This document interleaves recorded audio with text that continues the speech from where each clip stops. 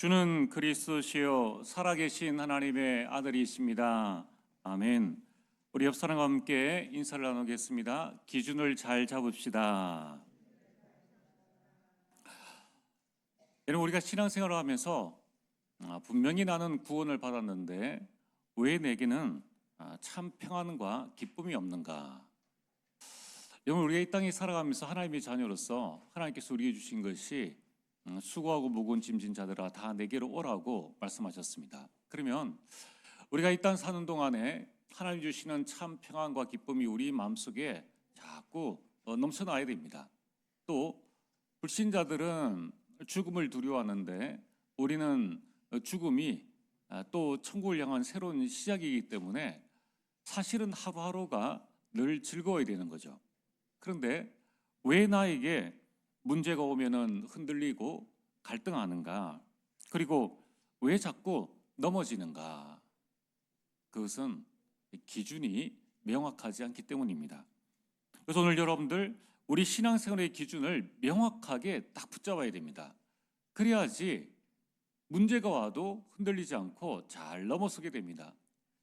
요한복음 19장 30절에 예수님께서 십자가에 못 박혀 죽으심으로 말미암아 저와 여러분들이 모든 인생 문제는 완전히 다 해결함을 받았습니다. 근데 이제 우리가 자꾸 넘어지잖아요. 자꾸 갈등하잖아요. 그래서 우리 기준을 명확하게 세워야 한다는 겁니다. 여러분, 이스라엘 백성들이 출애굽을 했습니다. 그리고 나서 광야 40년 생활을 했는데 하나님께서 광야 40년 동안의 생활의 기준을 뭐로 주셨느냐? 언약궤로 주신 것입니다. 400년 동안의 노예 생활의 기준은 애굽 병사의 말이었습니다. 그래서 애굽 병사가 이거 하라고 하면은 이것 해야 되고 저것 하라고 하면은 저것 해야 됩니다. 그게 노예의 삶입니다. 근데 이제 노예에서 해방되어졌으니까 무엇을 붙잡고 살아야 될지 기준이 애매모호한 거예요.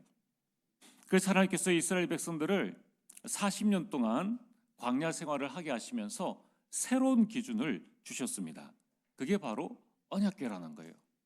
민수기 9장 17절에 구름이 성막에서 떠오를 때에는 이스라엘 자손이 곧 행진하였고 구름이 머무는 곳에 이스라엘 자손이 진을 쳤으니, 자, 성막이 있는데 그 성막으로 구름이 떠오르면은 행진을 하고 구름이 멈추면은 이제 멈춰서는 겁니다. 그 성막이 뭐냐? 그 성막이 바로 성전이요. 그 안에는 언약궤가 있고 언약궤 안에는 십계명, 하나님의 말씀이 있는 겁니다. 그래서 하나님의 말씀이 움직이면은 그 말씀을 따라가고 이 말씀을 이제 볼 수 없으니까 구름이 위에 떠오르는 거죠. 그래서 하나님께서는 이 40년 기준을 언약궤로 주시면서 언약궤를 따라가라라고 말씀하셨습니다. 이스라엘 백성들이 광야 40년을 생활했는데 단 한 사람도 길을 잃지 않았다는 거예요. 참 놀라운 일이지 않습니까? 여러분, 이처럼 하나님께서는 왜 하나님의 말씀을 우리에게 기준으로 주셨느냐? 요한복음 1장 1절에 말씀이 곧 하나님이라는 거예요. 여러분, 우리 신앙생활의 중심은 바로 하나님이 중심입니다. 그 하나님이 곧 말씀이라는 겁니다. 디모데후서 3장 1절에 이렇게 말씀하고 있습니다. 말세에 고통하는 때가 이를 것인데 그때에 어떻게 해야 될 것인가? 성경을 기준 삼으라 라고 말씀하셨습니다. 디모데후서 3장 1절에서 8절에 말세에 일어날 여러 가지 말씀들을 하셨죠. 돈을 사랑하고 자기를 사랑하고 쾌락 사랑하기를 하나님보다 더 사랑한다. 그런 가운데 12절에 이렇게 말씀합니다. 그리스도 안에서 경건하게 살고자 하는 자가 오히려 박해를 받을 것이다. 아니, 세상은 이 흑암 문화를 따라서 점점 타락하는 가운데에 우리가 오직 그리스도를 붙잡고 하나님 바라보고 살아간다면은 우리에게 어려움이 없어야 되는데 오히려 경건하게 살고자 하는 자는 박해를 받는다라고 말씀합니다. 자, 이제 이렇게 되어지면 헷갈려지죠. 아니, 예수님 믿는데 왜 예수님 믿기 전이나 지금이 똑같느냐는 거예요. 오히려 왜 예수님 믿고 난 다음에 가정의 불화라든가 여러 가지 어려움들이 더 많이 오느냐는 것입니다. 그래서 15절에 말씀하고 있습니다. 성경은 구원에 이르는 지혜가 있게 하느니라. 그럼 말세에 여러 가지 일들이 일어난다 할지라도 하나님의 말씀 속에 모든 지혜가 들어있다라고 말씀합니다. 그래서 디모데후서 3장 16절에 17절에 모든 성경은 하나님의 감동으로 된 것으로 교훈과 책망과 바르게 함과 의로 교육하기에 유익하다. 우리를 하나님의 사람으로 온전하게 한다라고 말씀하고 있습니다. 그래서 하나님의 말씀이 우리에게 기준이 되어집니다. 계시록 1장 3절에 이 예언의 말씀을 읽는 자, 듣는 자, 지키는 자가 복이 있다라고 말씀하셨습니다. 자, 그러면은 이 성경은 무엇을 말씀하시는가? 우리가 성경 66권을 가지고 있는데 성경은 곧 하나님의 말씀이요. 하나님의 말씀은 곧 하나님이심을 계속 말씀하고 있습니다. 그러면은 하나님은 이 성경을 통해서 무엇을 말씀하시는가? 그게 바로 구약 성경에는 메시아를 보내주시겠다. 신약 성경에는 그 메시아 대신은 그리스도가 오셨다라는 말입니다. 메시아나 그리스도나 같은 말이에요. 메시아는 히브리식 말씀이고 그리스도는 헬라어로 표현한 것입니다. 자, 그래서 오늘 성경은 무엇을 말씀하시는가? 성경은 복음을 말씀한다는 거예요. 그래서 우리 신앙생활의 기준은 바로 복음이어야 합니다. 복음인가 아닌가를 정확하게 봐야 한다는 거예요. 우리 기독교에 여러 교파가 있습니다. 우리는 이제 장로교죠. 그리고 감리교라는 데가 있는데 감리교가 이런 결정문을 이 모든 교회, 감리교 산하에 있는 모든 교회에 우리 감리교는 이렇게 합니다라는 결정문, 이 공지서를 보내고 그 공지서를 교회 앞에 이렇게 붙여놨습니다. 그게 뭐냐면은 신천지 및 이단 출입을 금합니다. 그러면서 그 내용에 이렇게 말하고 있습니다.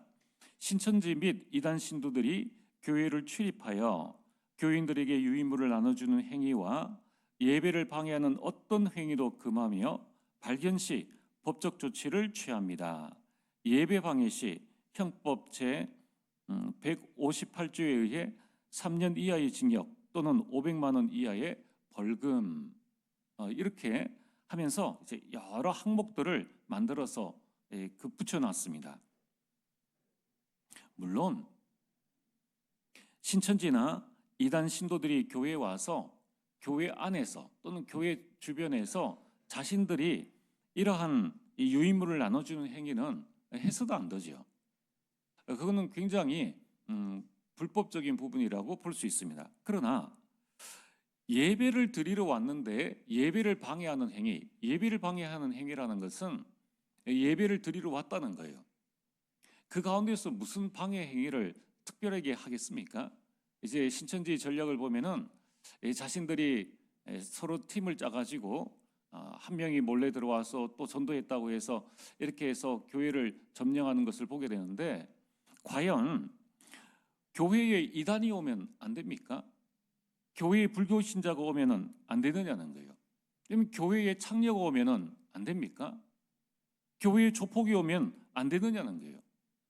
교회에 술 마신 자가 와서 교회에서 자면은 안 됩니까? 로마서 1장 16절에 이 복음은 모든 믿는 자에게 구원을 주신 하나님의 능력이 됨이라. 사도행전 19장 10절에 아시아에 사는 자는 유대인이나 헬라인이나 다 주의 말씀을 듣더라.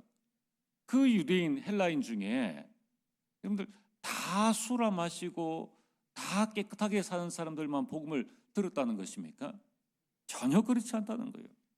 여러분 우리가 복음이라고 하는데 이 복음의 기준을 어디에 두고 있느냐? 지금 많은 교회들조차도 이 복음에 대한 내용들을 잘못 이해하고 있다는 것입니다. 복음은 다 듣게 해야 됩니다. 복음에는 어떤 기준도 그 진리냐 진리 아니냐, 본질이냐 본질 아니냐, 이것 자체로 우리가 결정을 해야 되는 것이지 다른 것은 전혀 문제되지 않는다는 것입니다. 오늘 여러분들이 한번 점검을 해봐야 됩니다. 나는 무엇을 기준으로 삼고 있는가? 여러분들이 신앙의 기준은 뭡니까? 여러분이 인생의 기준은 무엇입니까? 많은 성도들이 내 생각을 내 삶의, 내 신앙의 기준으로 삼고 있어요. 그러니까 어떻게 되십니까? 자꾸 흔들려요. 신앙생활을 해도 평안함이 없죠. 자꾸 갈등이 생겨나죠. 오늘 하나님은 여러분들에게 말씀하십니다. 광야 40년 동안 언약궤를 따라가라. 내 생각 내 계획 다 내려놓고 말씀 따라가라는 겁니다. 강단 따라가라는 거예요. 여러분, 지금부터 여러분의 신앙의 기준을 명확하게 세우게 되기를 주의 이름으로 축복합니다. 자, 오늘 말씀의 제목은 시스템을 세우라, 준비하라입니다. 초대교회 성도들은 아무리 핍박을 받아도 오직 복음 중심이었습니다. 그러나 과연 그들이 복음 중심이 될 만한 상황이었는가? 오늘 본론 첫 번째로 초대교회의 현재 상황은 그야말로 최악이었습니다. 이스라엘 자체가 로마의 식민지가 되었습니다. 그래서 로마는 초대교회의 모임을, 예배를 법적으로 금지했습니다. 또한 이스라엘 민족, 동족이 예수가 그리스도라는 사실을 부인하고 예수님을 십자가에 못 박아 죽었습니다. 그리고 나서 유대교는 끊임없이 초대교회를 핍박했습니다. 게다가 초대교회 성도들은 전혀 힘이 없습니다. 로마나 유대교에 대항할 만한 힘도 없고 배경도 없었습니다. 그뿐만이 아닙니다. 초대교회 안에, 이 마가다락방 안에 내부 분열까지 일어났습니다. 오늘 16절에 말씀하고 있지 않습니까? 예수님을 따르던 12제자 중에 한 사람, 가룟 유다가 예수님을 팔았습니다. 그리고 예수님께서 십자가에 죽으시자 죄책감을 느껴서 그가 자살했다는 거예요. 참 안타까운 일이면서도 이 초대교회의 최대의 수치가 바로 이 사건입니다. 아니, 예수님을 따라갔던 제자 중에 한 사람이 자기 스승을 팔고 그리고 자살했다는 거예요. 중요한 것은 19절입니다. 이 일이 예루살렘에 사는 모든 사람에게 알려졌다는 거예요. 자, 여러분들, 이것을 성경 속의 말씀이라고만 생각하지 마시고 한번 이것을 우리 자신과 만약에 교회에 한번 적용을 한번 해보세요. 교회 다니는 목사도 좋고 어떤 중직자 장로도 좋고, 장로가 교회를 팔아먹은 거예요. 이 사실을 만약에 주변에 있는 많은 불신자들이 알면은 전도가 되겠습니까? 교회가 살아나겠느냐는 거예요. 게다가 초대교회 안에는 아니, 예수가 그리스도고 그리스도가 인생 모든 문제 해결자라고 했는데 제자 한 사람이 자살을 해버렸는 거예요. 이런 씻을 수 없는 큰 어려움 속에 무슨 예루살렘, 온 유대, 사마리아 땅끝까지 복음을 전하겠느냐는 거예요. 많은 사람들이 아니, 교회끼리 싸우고 서로 어려운 일들을 겪고 있는데 전도가 되겠느냐? 교회가 이런 상황인데 전도가 되겠느냐? 초대교회보다 더 어려운 형편에 있는 교회가 지금 있습니까? 아무 데도 없어요. 초대교회는 우리 교회 또는 한국 교회가 겪는 어려움의 100배, 1000배입니다. 그런데 어떠했습니까? 사도행전 2장 41절에 3천 제자가 일어난 거예요. 여러분, 우리 기준을 어디에 두느냐? 교회가 되겠느냐 안 되겠느냐, 그 기준이 뭡니까? 앞으로 우리 교회가 살아남겠느냐 못 남겠느냐, 그 기준이 어디에 있느냐는 거예요. 오늘 본론 두 번째로 초대교회는 이 문제를 어떻게 극복했느냐. 여러분 가정의 문제를 어떻게 극복할 수 있습니까? 베드로가 나와서 그 기준을 잡았다는 것입니다.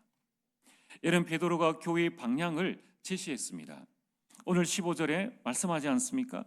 15절에 베드로가 일어나서 이제 모인 무리 사람들에게 하나님의 말씀으로 그의 안건을 제안을 합니다. 그때에 베드로의 제안을 듣고 초대의 교회가 하나가 되었습니다.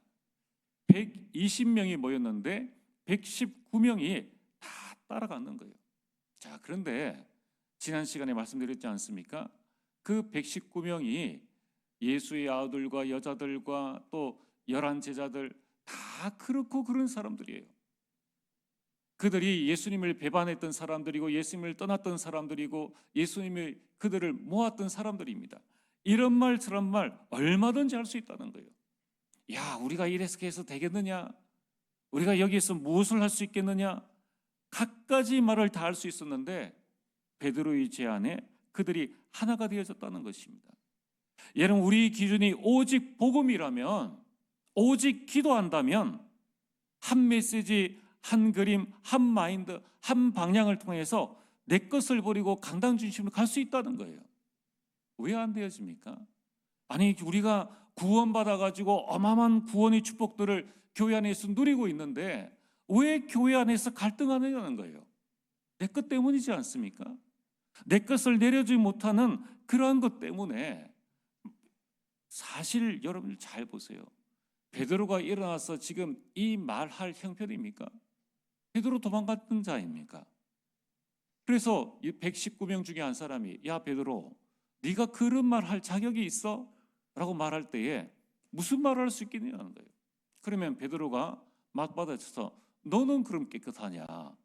그러면은 초대교회는 풍비박산이 되어지는 거예요. 그러나 그들의 기준이 뭡니까? 오직 복음 기준이고 그들이 오직 기도하고 있는 사람들이 있기 때문에 그들은 하나가 될 수 있었다는 것입니다. 그리고 24절에 그들이 기도하여, 그들이 그 사실을 두고 함께 기도했다는 것입니다. 초대교회의 특징은 뭡니까? 그들은 평상시에 개인 기도에 집중했습니다. 또한 문제나 갈등과 위기 때마다 합심해서 기도에 집중했다는 것입니다.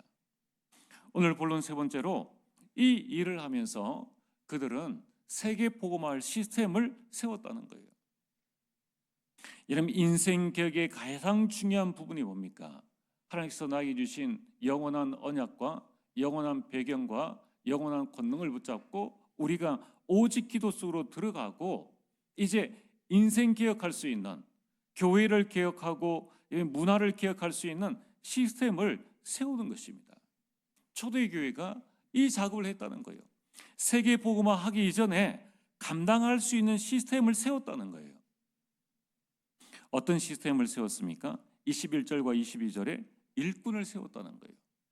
오늘 베드로가 말하지 않습니까? 일꾼을 세우는 분명한 기준, 그리고 일꾼을 세우는 분명한 목적을 말했다는 거예요. 내 말 잘 듣는 사람이 일꾼이 아닙니다. 내 편인 사람, 내 영향력을 받는 사람이 제자가 아니에요. 그러면 사회는 될지 모르지만 교회는 망한다는 거예요. 정말 우리는 나의 기준을 온전히 세워야 됩니다. 그래서 그 일꾼 중에 2명을 세웠다는 것입니다. 120명 가운데에 11명을 빼면은, 제자 11명을 빼면은 109명입니다. 109명 가운데 2명을 세우는 거예요. 54.5대 1입니다. 그 중에 1명을 뽑았다는 거예요. 우리 생각에는 12명 말고 13명, 14명 더 많이 뽑지 왜 이것밖에 뽑지 않느냐? 하나님의 일은 사람의 수에 달려 있지 않습니다. 오늘 우리가 마음을 잘 붙잡고 하나님의 인도를 받아야 됩니다. 여러분, 우리가 사람 중심으로 신앙생활하는 건 아닙니다. 우리는 사람을 따라가는 건 아닙니다. 사람의 수에 하나님의 역사가 달려있지 않습니다. 우리가 어느 만큼 복음 안에서 하나가 되어지느냐, 우리가 어느 만큼 정말 마음을 모아서 기도할 수 있느냐. 우리 교회 성도가 120명이 넘습니다. 여러분 1200만 명이 되어져도 하나가 안 되어지면은 성령의 역사는 없다는 거예요. 오늘 우리 것을 조금 내려놓고 하나님께서 우리를 중직자로 세우셨다면은 우리 90명의 중직자가 하나만 되어진다면은 교회 살리는 것은 일도 아닙니다. 우리 90명의 중직자가 생각을 해봐야 됩니다. 나는 어떤 기준을 가지고 있느냐? 혹시나 나 때문에 교회에 걸림돌은 되지 않는가? 그렇다면 내 기준을 바꿔야 되겠죠. 그러면서 그들이 기도하였습니다. 바로 결정하지 않았다는 거예요. 기도 후에 결정했다는 겁니다. 여러분, 사람을 뽑는 일에 어찌 우리가 기도하지 않고 우리 마음과 생각대로 뽑을 수 있겠습니까? 우리는 모든 일을 할 때에 기도하면서 하나님의 인도를 받아야 합니다. 그러면서 그들이 기도하면서 사람을 세우는 방법을 제비뽑기로 했습니다. 26절에 제비 뽑아 마띠아를 얻으니, 여기서 제비를 뽑았다는 것은 자신들의 판단을 하나님께 의지했다는 거예요. 그러나 이 제비 뽑기가 모든 기준은 아닙니다.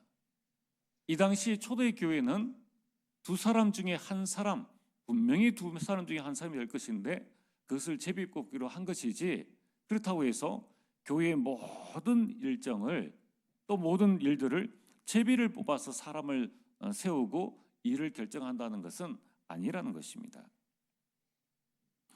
여러분, 우리는 이제 세계보험화할 시스템을 세워야 합니다. 그래서 우리 교회에 원래의 10국을 세워나갑니다. 또한 산업선교회를 세우고 안수집사회, 건사회, 이런 모든 부분들이 세계보험화할 시스템이라는 것입니다. 오늘 말씀의 결론입니다. 여러분, 우리는 내 기준을 버리고 하나님의 것으로 기준 잡는 훈련을 해야 합니다. 하나님은 여러분들을 기준으로 세우셨습니다. 그런데 여러분들이 기준이 하나님의 것이 안 되어지면은 모든 응답들은 다 비껴가는 거예요.